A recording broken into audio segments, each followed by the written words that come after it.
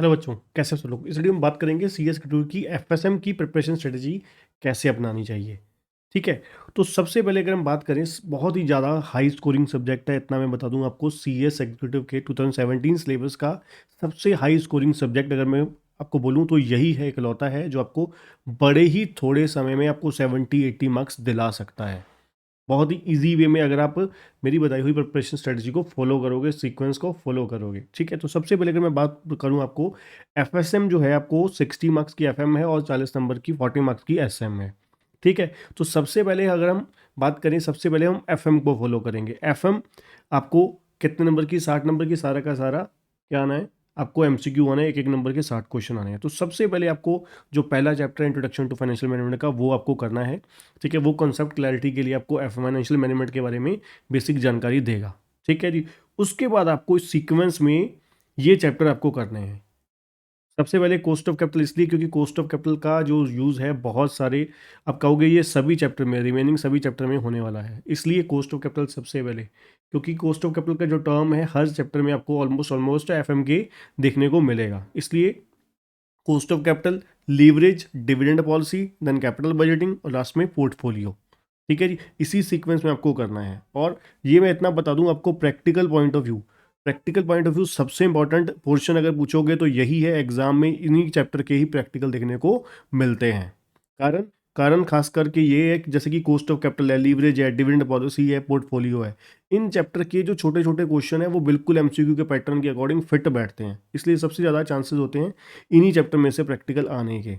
ठीक है, और जो इन्हीं में से ही, इन्हीं के प्रैक्टिकल बेस में ही थ्योरेटिकल क्वेश्चन निकलते हैं, कॉन्सेप्ट बेस जो आपको क्वेश्चन मिलते हैं। जैसे मान लीजिए डिविडेंड पॉलिसी है, उसका वॉल्टर मॉडल है कि भाई आर ए अगर मोर देन के ई होगा तो फिर क्या होगा, है ना, आर ए लेस देन के ई होगा तो क्या होगा। इस तरीके से जो अजम्पशंस क्या है वॉल्टर मॉडल की, गॉर्डन मॉडल की, है ना, एमएम की, तो उसी प्रैक्टिकल जो कॉन्सेप्ट पढ़ते हैं उन्हीं में से ही थ्योरी आने के चांसेस पूरे पूरे बन जाते हैं। ठीक है जी, उसके बाद आपको नेक्स्ट करना है वर्किंग कैपिटल, कैपिटल स्ट्रक्चर और सिक्योरिटी एनालिसिस। सिक्योरिटी एनालिसिस आपको स्टडी मैट में से बहुत ही एक्चुअली में क्रैमिंग वाला है, कॉन्सेप्ट कम ही है उसमें, तो इसलिए वहाँ पर जितना दिया हुआ, जितना समझ आता है उतना कर लीजिए, क्योंकि एग्जाम में एग्जैक्टली वहाँ से ही क्वेश्चन आ जाते हैं थ्योरी के।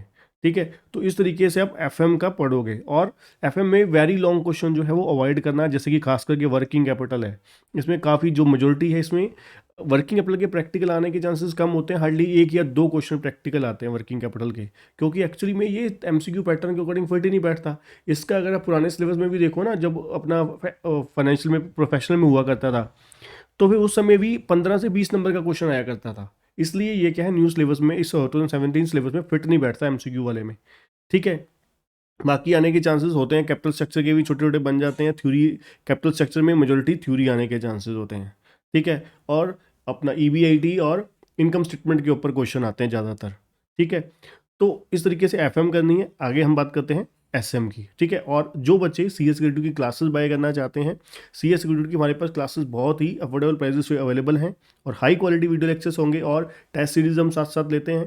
ठीक है, और चैप्टर वाइज आपको हमारे पैनल पे आपको टेस्ट सीरीज दिखाई देगी, सभी पूरे के पूरे एमसीक्यू के एक एक सब्जेक्ट की, एक एक चैप्टर की। ठीक है, और ओवरऑल फुल सिलेबस का भी टेस्ट होता है। ठीक है, और पास्ट ईयर अगर आप क्वेश्चन आंसर चाहते हो फ्री ऑफ कॉस्ट में, तो आपको क्या है, या तो फिर मैं डिस्क्रिप्शन में भी लिंक दे दूंगा, और हमारी केसीसी ट्यूटोरियल की ऐप से अगर आप वहाँ पर अपना पूरे सिस्टमेटिकली देखना चाहते हैं तो वहाँ पर आपको पूरा का पूरा डिटेल में मिल जाएगी। ठीक है जी, इसके बाद आपको बात करेंगे स्ट्रेटेजिक मैनेजमेंट। स्ट्रेटेजिक मैनेजमेंट आपको सीक्वेंस में करना है, बहुत ही आसान है। सबसे आसान पोर्शन जो है वो एसएम का है। अब मान के चलिए अगर आप एसएम आज करने बैठते हैं तो हार्डली हार्डली 5 से 6 दिन में स्ट्रेटेजिक मैनेजमेंट बहुत ही ईजिली आपकी हो जाती है। ठीक है, और मैं आपको पहले भी बोल चुका हूँ, जो वेरी लॉन्ग क्वेश्चन है एफएम के, जैसे कि कैपिटल बजटिंग चैप्टर है, वर्किंग कैपिटल है, इनमें अवॉइड कीजिए, क्योंकि क्या है, आपको एमसीक्यू आने हैं।